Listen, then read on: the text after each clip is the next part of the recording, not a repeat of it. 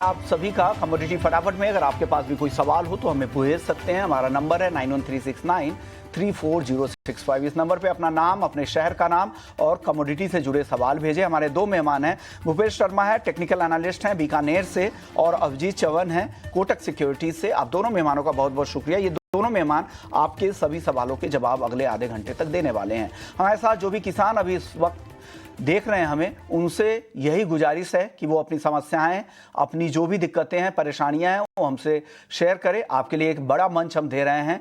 किसान की आवाज़ को अब स्वदेश की आवाज़ बनाने की मुहिम हमारी शुरू हो चुकी है। हमारी कोशिश है कि आपकी आवाज़ को, आपकी दिक्कतों को, आपकी परेशानियों को हम पॉलिसी मेकर्स तक पहुंचाएं, सरकार तक पहुंचाएं, ताकि आपकी दिक्कतें कम हो। नंबर यही है 9136934065। इस नंबर पे आप अपनी समस्याएं हमें भेज सकते हैं। अगर आप अपनी समस्याएं वीडियो नहीं बना पा रहे हैं तो नॉर्मल मैसेज के जरिए भी भेज सकते हैं, फोटो भी खींचकर भेज सकते हैं अपने खेती किसानी से जुड़ी हुई। तो ये आपके लिए एक बड़ा प्लेटफॉर्म हम आपके लिए प्रोवाइड कर रहे हैं। चलिए आगे बढ़ते शुरुआत कर लेते हैं चांदी के साथ, क्योंकि चांदी में आज जबरदस्त तेजी है। 1,12,000 के बेहद करीब जा चुकी है। एक दर्शक भी है, अरविंद जैन है दिल्ली से, जिन्होंने सवाल भी भेजा है चांदी पर। शुक्रवार तक चांदी का भाव क्या रहने की उम्मीद है, यानी पूरे हफ्ते का आउटलुक चाह रहे हैं। भूपेश जी, पूरे हफ्ते का आउटलुक क्या है चांदी का?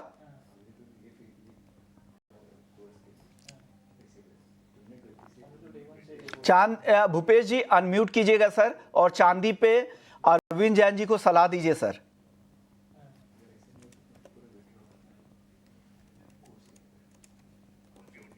जी सर, चांदी की बात कर, नमस्कार किस्मोन जी। अगर चांदी की बात करी जाए तो चांदी में बाजार अभी भी ट्रेंड और मोमेंटम पॉजिटिव बना हुआ है। मुझे लगता है कि चांदी के बाजार में इस हफ्ते में अभी और तेजी बाकी है, और यहाँ से आप ये मान के चलेंगे 1,10,800 के ऊपर जब तक चांदी का बाजार सस्टेन कर रहा है तब तक इसमें तेजी जारी रहनी चाहिए। और मुझे लग रहा है सप्ताहांत तक बाजार ऊपर में 1,14,500 और 1,16,000 तक भी संभावित हो सकता है। अगले दर्शक हमारे साथ भीम प्रकाश हैं। इनका सवाल है भी चांदी पर है। चांदी के भाव में कितनी तेजी या मंदी की संभावना है कुछ हफ्तों में? कुछ हफ्तों का नजरिया जानना चाह रहे हैं चांदी का। क्या रेंज है आपका भूपेश जी, अगर पूरे अगस्त महीने की अगर बात करें तो? जी, अगर चांदी की बात करें, अभी जैसे मैंने बोला हफ्ते की रेंज पूछी आपने, तो मैंने कहा 1,14,500 और 1,16,000। वहीं अगर पूरे महीने की बात करी जाए तो चांदी में अगर सब कुछ पॉजिटिव रहता है तो मुझे लगता है कि चांदी ऊपर में 1,19,500 और 1,22,500 तक भी संभावित हो सकती है इस महीने के अंत तक। चलिए, अभिजीत भी हैं हमारे साथ कोटक सिक्योरिटीज से। अभिजीत, बहुत बहुत शुक्रिया, आपने वक्त दिया है हमारे दर्शकों के लिए। एक दर्शक है, गोपाल हैं दिल्ली से, जिन्होंने सवाल भेजा है कि सोने में आज की स्ट्रेटजी क्या होनी चाहिए। अभिजीत, क्या सलाह है गोपाल जी के लिए गोल्ड में? गोल्ड में तो फिलहाल बाय ही लग रहा है। तेजी कर सकते हैं। इंट्राडे के लिए अगर आप ये देख रहे हैं तो ये ऑलमोस्ट अभी डे हाई पे ट्रेड हो रहा है। तो मुझे लगता है ये लेवल में अग्रेसिव ट्रेडर एंटर कर सकते हैं। थोड़े कंजर्वेटिव ट्रेडर 1,06,000 के आसपास एंट्री कर सकते हैं, 1,06,000 पे, और वो अपना स्टॉप लॉस मेंटेन कर सकते हैं अराउंड 1,02,50 का। और टारगेट एक्सपेक्ट कर सकते हैं 1,01,200, 1,01,400 के आसपास। तो यहाँ से हमें गोल्ड में, सोने में ऊपर का ही ट्रेंड नजर आ रहा है इंट्राडे के लिए। ओके, गोल्ड आपको ऊपर की तरफ ही जाता दिख रहा है आज इंट्राडे में। अल्पेश सोनी है, गोल्ड मिनी की स्ट्रेटजी जानना चाह रहे कि आज क्या करना चाहिए। भूपेश जी, गोल्ड मिनी में क्या करना चाहिए अल्पेश जी को? जी सर, अगर गोल्ड की बात करी जाए तो गोल्ड का ट्रेंड और मोमेंटम दोनों पॉजिटिव बने हुए हैं, और यहाँ पर भी करंट भाव पर भी गोल्ड में खरीदारी की सलाह रहेगी। ओवरऑल गोल्ड का बाजार अगर देखा जाए तो ओवरऑल गोल्ड में मुझे मंदा नहीं लगता। गोल्ड कहीं भी 1,05,000 के आसपास मिलता है तो 1,250,000 का स्टॉप लॉस लगाकर इसमें खरीदारी करें। ऊपर में बाजार 1,01,100 और 1,01,250, ये भाव बहुत आसानी से अचीवेबल लगते हैं। कुल मिलाकर बिकवाली से तो दूरी बनानी चाहिए, भाव देखकर बिकवाली ना। ओके, बाहर हो। अगले दर्शक का नितिन है, 1,03,500 के भाव पर 6 लॉट चांदी की खरीदारी की है। मुनाफा वसूली कर सकते हैं क्या? क्या अभिजीत जी क्या सलाह देंगे? 1,03,500 की खरीदारी है, अच्छा फायदा हो रहा है, 6 लॉट की बाइंग है, मुनाफा घर ले जाएं या ट्रेलिंग स्टॉप लॉस के साथ बने रहें? ट्रेलिंग स्टॉप लॉस के साथ बने रहने की सलाह ज्यादा मुझे ये लगता है, क्योंकि ओवरऑल अभी जैसा सोना भी ऊपर जाएगा, चांदी ने भी एक ट्रेंड लाइन सपोर्ट लिया हुआ है डेली पे। तो यहाँ से चांदी का भी अपसाइड का ही ज्यादा लग रहा है। तो ये केस में अगर वो थोड़े कंजर्वेटिव ट्रेडर है तो ये केस में ऐसे भी कर सकते हैं कि आधे लॉट का प्रॉफिट यहाँ पे बुक कर सकते हैं और आधे लॉट को ट्रेल कर सकते हैं। थोड़ा अग्रेसिव है, अगर रिस्क टेकिंग है तो मैं कहूंगा कि ये पूरे इसको अराउंड 1,09,000 का ट्रेल स्टॉप लगा के ये पोजीशन बाय में खड़े रह सकते हैं। अगर एग्रेसिव ट्रेडर है तो पूरे ही लॉट के साथ बने रह सकते हैं, लेकिन स्टॉप लॉस को बढ़ाकर आप 1,09,000 कर ले ताकि आपका जो मुनाफा है वो भी लॉक हो जाए, जो आए हुए मुनाफे भी ना जाए। अगर दूसरी स्ट्रेटजी ये भी हो सकती है कि 50% बुक करे, 50% के साथ 1,09,000 के स्टॉप लॉस के साथ बने रहे। स्टॉप लॉस को जरूर फॉलो कीजिएगा, चांदी है कभी भी किसी तरफ का मूव दे सकती है। महावीर हैं बंगलुरु से, चांदी कब तक $40 तक जाने की उम्मीद है कॉमेक्स पर? अभिजीत जी $40 दिख रहा है क्या चांदी कॉमेक्स पर, और कब तक? $40, हाँ, मतलब आने वाले दिनों में यस, मतलब ओवरऑल थोड़ा सा अगर लॉन्गर पिक्चर हम देखें तो हाँ, एक्सपेक्ट है कि आगे जाके चांदी $40 को टच कर सकता है। बट कब तक बताना ये थोड़ा मुश्किल है, हो सकता है इसको 1 या 2 महीने भी लगे। बट हाँ, आने वाले दिनों में मुझे लगता है कि जब तक ये चांदी नीचे में 35.50 या फिर कॉमेक्स सिल्वर $35 के नीचे क्लोज नहीं होता, तब तक ये हम लोग बाय साइड में ही खड़े रह सकते हैं और आने वाले दिनों में महीने 2 महीने में हम लोग $40 का टारगेट पकड़ के चल सकते हैं। आपके पास कोई टाइम फ्रेम है क्या भूपेश जी? कॉमेक्स $40 कब तक चांदी? सर ये यक्ष प्रश्न है और इसका आंसर, क्योंकि nobody can time the market, और यहाँ पर मेरा इसका जवाब रहेगा कि अगर बाजार, इसमें एक ही कंडीशन रहेगी कि 36 पॉइंट या सीधे सीधे 36 का लेवल पकड़ के रखें। अगर बाजार 36 के ऊपर लगातार ट्रेड करता रहेगा तो मुझे लगता है कि बाजार में कमजोरी की कोई संभावना नहीं रहेगी, और यहाँ से बाजार में जल्दी से जल्दी 40 आने के चांसेस रहेंगे। चलिए, ये सलाह महावीर जी के लिए आ गई है। कृष्ण है दिल्ली से, कॉपर में क्या करना चाहिए? अभिजीत जी कॉपर की क्या कॉल है आज के लिए? आज के लिए इंट्राडे के लिए ऐसा कोई स्पेसिफिक डायरेक्शन नहीं बन रहा है, थोड़ा सा रेंज बाउंड लग रहा है कॉपर।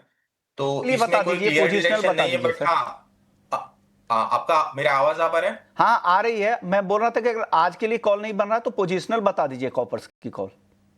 पोजिशनली थोड़ा रिस्की है, क्योंकि बताना, क्योंकि जैसे आप जानते हो कि बीच में लास्ट वीक एक एक्सट्रीम फॉल आया था, क्योंकि ट्रम्प ने जब टैरिफ अनाउंस किया था तो कॉमेक्स कॉपर भी काफी गिर गया था।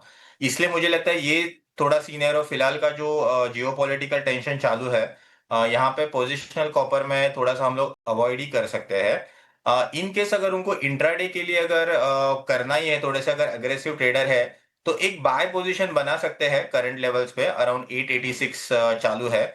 एक अराउंड ₹3 का स्टॉप पकड़ सकते हैं 883 का, और ऊपर एक ₹5 का यानी अराउंड 891 का ये टारगेट एक्सपेक्ट कर सकते हैं। हालांकि ज्यादा मूवमेंट आज के लिए कॉपर में एक्सपेक्टेड नहीं है, कोई ट्रिगरिंग डेटा भी आज नहीं है, तो आई डोंट थिंक ज्यादा मूवमेंट होगा कॉपर में इंट्राडे के लिए। और अब हैं अगले दर्शक, और परवीन है पुणे से। दोनों जानना चाह रहे हैं कि नेचुरल गैस में क्या करे, ऑप्शंस की स्ट्रेटजी भी जानना चाह रहे हैं। बता दीजिए भूपेश जी, एनजी में क्या करे, ऑप्शंस में कोई ट्रेड हो तो वो भी शेयर कर दे। जी, नेचुरल गैस की बात करें तो नेचुरल गैस का ट्रेंड और मोमेंटम दोनों ही नेगेटिव बने हुए हैं। पिछले हफ्ते भी आपने मुझसे ये प्रश्न किया था जब बाजार 266 के आसपास चल रहा था, तो मेरा यहाँ पर उत्तर आज भी यही रहेगा कि ये मार्केट को हर उछाले पर बिकवाली करनी चाहिए, क्योंकि अगर पिछले हफ्तों का लेवल देखा जाए तो बाजार ने एक अच्छी गिरावट देखने को मिली है। 274 एक अच्छा लेवल हो सकता है, 276 जहां पर बाजार में बिकवाली करी जा सकती है। अन्यथा करंट भाव पर बिकवाली की सलाह नहीं रहेगी। यहाँ से अगर कोई कॉन्ट्रेरी जाना चाहे तो मैं कहूंगा कि 265 की कॉल में खरीदारी कर सकते हैं, जिसका स्टॉप लॉस ₹4 का रहेगा। लक्ष्य इसमें ₹6 और ₹10 के रहेंगे। ओके, तो ये सलाह एनजी पर आपकी आ गई है। चलिए, वक्त है ब्रेक का। ब्रेक के बाद जब लौटेंगे तो कमोडिटी ऑप्शंस की मास्टर क्लास शुरू करेंगे। प्याज को लेकर एक बड़ी खबर है, वो आपको बताएंगे, और साथ ही राइस एक्सपोर्टर्स के साथ वाणिज्य मंत्री की एक अहम बैठक हुई है, उसमें क्या कुछ बातें हुई हैं, ये भी चर्चा करेंगे। ब्रेक के बाद जल्द लौटते हैं।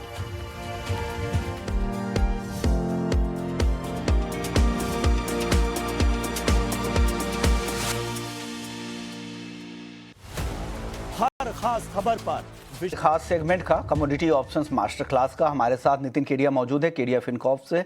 बहुत बहुत शुक्रिया नितिन जी। सबसे पहले के स्ट्रैटेजी की बात कर लेते हैं। लॉन्ग कॉल बटरफ्लाई स्ट्रैटेजी, ये स्ट्रैटेजी क्या होती है और बाजार के किस दौर में इस स्ट्रैटेजी के साथ जाना चाहिए? देखिए, अगर हम एक्सपेक्ट कर रहे हैं विश्ववंत जी की बाजार में वोलेटिलिटी बढ़ने वाली है, तो हम लॉन्ग कॉल बटरफ्लाई स्ट्रैटेजी के साथ जा सकते हैं, जिसमें हम 2 एटीएम स्ट्राइक्स की कॉल को बाय करते हैं और साथ में एक इन द मनी को बेचते हैं और एक ओटीएम कॉल को बेचते हैं। तो बेसिकली ये जब पैकेज हम पूरा एक बनाते हैं, तो यहाँ पे अगर मान लीजिए वोलेटिलिटी बढ़ती है, तो वोलेटिलिटी बढ़ने के केस में हमको जो है फायदा मिल जाता है। ओके, अच्छी स्ट्रैटेजी सर। लेकिन आज के लिए किस तरह की स्ट्रैटेजी के साथ जाना चाहिए? और खास करके मैं आज गोल्ड नहीं, सिल्वर पे चाहूंगा, क्योंकि सिल्वर की चाल आज काफी स्ट्रांग दिख रही है। अब इस जंक्चर पर ऑप्शंस में कैसे प्ले आउट करना चाहिए चांदी में?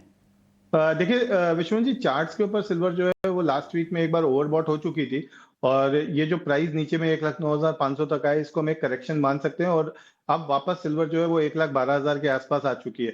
तो मेरा मानना है कि यहाँ से जो है हमें एक तेजी और देखने को मिल सकती है और ये तेजी 1,16,000 1,17,000 पे वापस एक रेजिस्टेंस ले सकती है इस वीक में, because in the absence of major data. तो मेरा मानना है कि 1,12,000 का कॉल और पुट जो है वो दोनों बेच के चलें। 1,17,000 का डबल से आप कॉल बाय करें और नीचे में जो है आप 1,07,000 का डबल से पुट बाय करें। देखिए, इस केस में क्या होगा, अगर वोलेटिलिटी नहीं आती है और प्राइस इस रेंज में रह जाता है 1,17,000 1,16,000, तो भी आपको बेनिफिट होगा। और अगर मान लीजिए वोलेटिलिटी आ जाती है और प्राइस एक लेवल से ज्यादा बढ़ जाता है, एक बहुत ज्यादा वोलेटिलिटी आ गई किसी जियोपॉलिटिकल सिचुएशन वगैरह की वजह से, क्योंकि हमने देखा है कि यूएस ने जो है वो अपनी जो सबमरीन्स है वो रशिया के आसपास प्लेस करी है। तो अगर मान लीजिए इस किसी भी जियोपॉलिटिकल सिचुएशन की वजह से हमें एक वोलेटिलिटी, तो उस केस में चूंकि मेरे पास कॉल 2 बाय है, तो भी हमको एक अच्छा बेनिफिट हो जाएगा।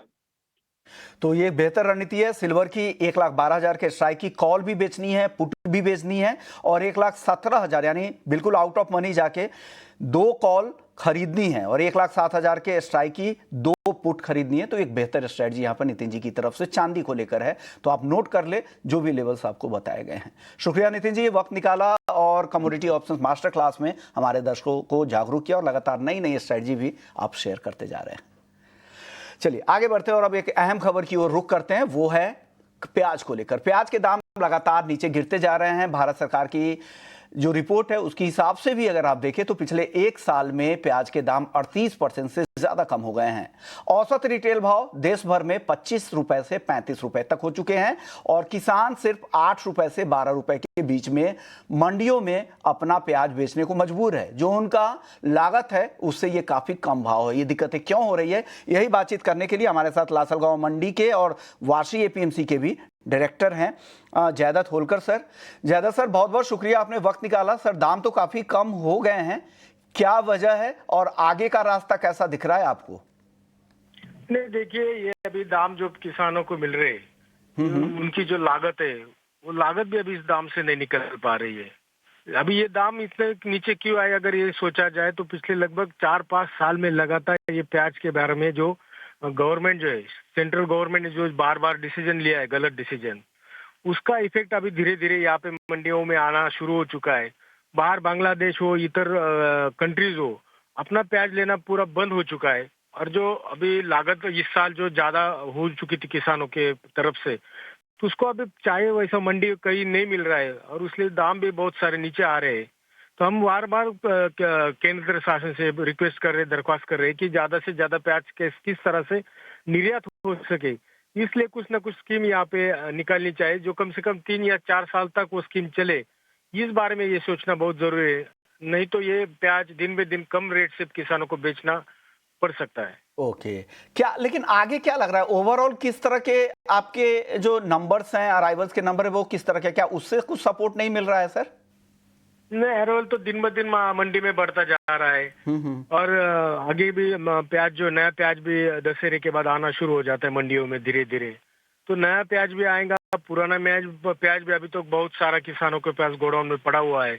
और दोनों प्याज अगर अगले 2-4 महीने में आ जाएगा तो और बुरी हालत किसानों की हो सकती है। तो आपकी इसलिए तरफ से जो कुछ export का ये जो आश्वासन मिल रहा है क्या आप लोगों को?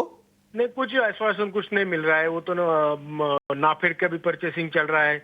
वो माल भी थोड़ा खराब परचेस होता है, वो मंडी में जाता है तो उसका और इफेक्ट मंडियों में हो रहा है, क्योंकि वो जो क्वालिटी का माल रहता है वो मंडियों में नहीं जाता नाफेड की ओर से। ओके वो ऐसा ही परचेस होता है, फिर उनका भी माल जाता है, व्यापारी को माल उसी मंडी में जाता है। ओके दोनों माल एक ही मंडी में जाने की वजह से वहां पे भी मार्केट डाउन होता जा रहा है दिन ब दिन। ओके, शुक्रिया जयदत्त होलकर सर। एक चिंता का विषय है और किसानों का मुद्दा है। किसानों को अगर कम भाव मिल रहे हैं, लगातार दाम घट रहे हैं तो डेफिनेटली चिंता की बात है, क्योंकि अगर उन्हें कम दाम मिलेगा तो आने वाले सीजन में वो खेती कम कर देंगे और फिर भाव अचानक से शूट अप कर जाएंगे। तो एक मॉडरेट भाव, एक ऐसा बैलेंस भाव मिलना चाहिए ताकि किसानों को दिक्कतें ना हो, आगे के सीजन में भी वो प्याज की खेती करते रहें।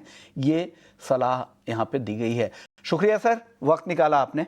चलिए आगे बढ़ते, वापस से लौटते हैं। क्रूड पर आज बातचीत नहीं हो पाई क्योंकि ओपेक प्लस के जो फैसला है उसके बाद से गिरावट बढ़ी है कच्चे तेल में। अभिजीत जी, आपकी एनालिसिस क्या है, क्या रीडिंग है क्रूड को लेकर? और गिर सकता है भाव? आगे अब रिकवरी की संभावनाएं बन रही है?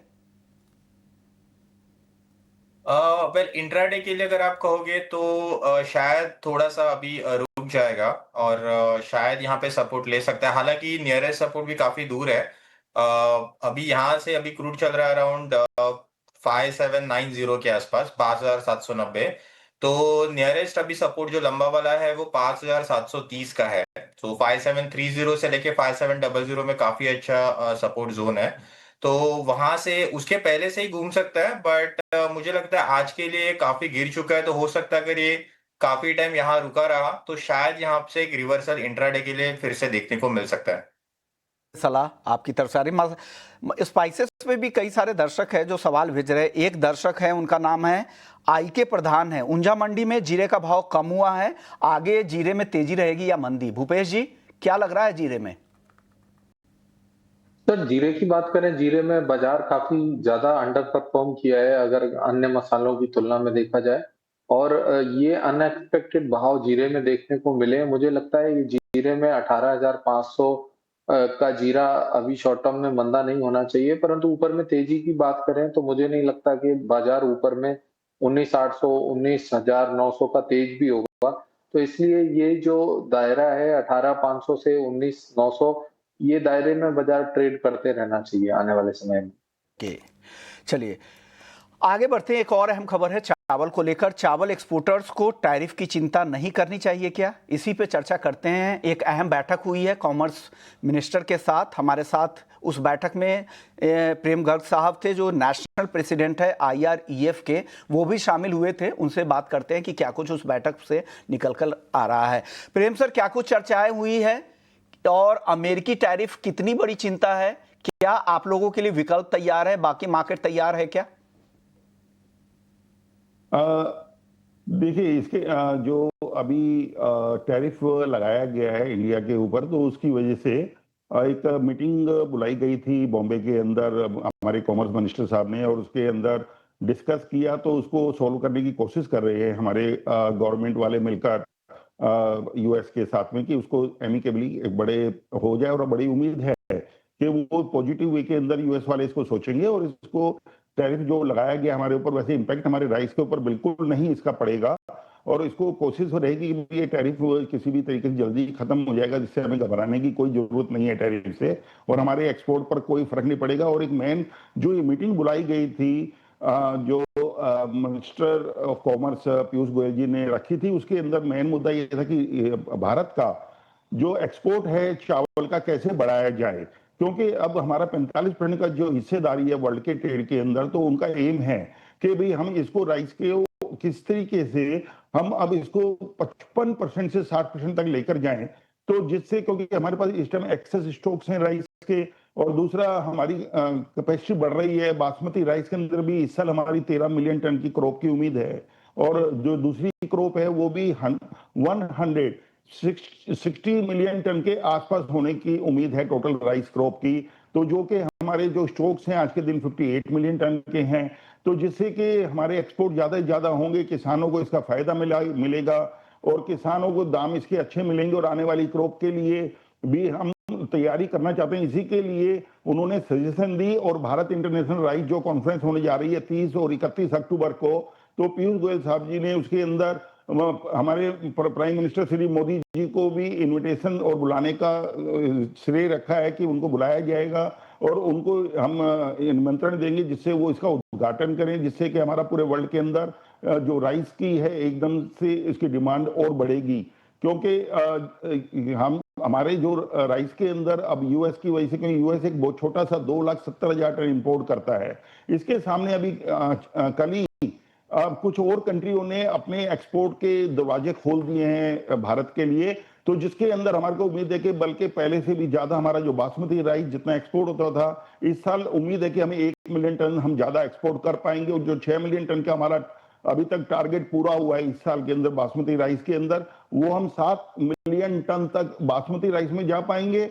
और टोटल ओवरऑल यदि एक्सपोर्ट को देखेंगे तो हमारी को उम्मीद है, जैसा कि टारगेट पीयूष गोयल जी ने हमारे को दिया है आने वाले साल के लिए, कि हमारी इंडस्ट्री को IREF ने उसका आश्वासन उनको दिया है कि इंडियन राइस एक्सपोर्टर फेडरेशन और इसके सदस्य सब मिलकर इसको किसी भी हालत में हम 55 से 60% तक इस आंकड़े को लेकर जाएंगे। ओके, उम्मीद करते हैं कि जो हमारी जो ग्लोबल ट्रेड में जो हिस्सेदारी है वो बढ़ाकर 55% तक आप लोग लेकर जाए। और जो वैकल्पिक मार्केट है यूएस चावल की लिहाज से बहुत बड़ा मार्केट नहीं है, हालांकि बासमती कुछ स्केल पे होता भी है, लेकिन बाकी मार्केट भी आपके लिए तैयार है, नए दरवाजे भी खुल रहे हैं। उम्मीद है कि उसका कोई ज़्यादा इम्पैक्ट नहीं होगा और धीरे धीरे वो चीज़ें ऑफसेट हो जाएंगी और किसानों के लिए कोई भी चिंता करने की ज़रूरत नहीं है।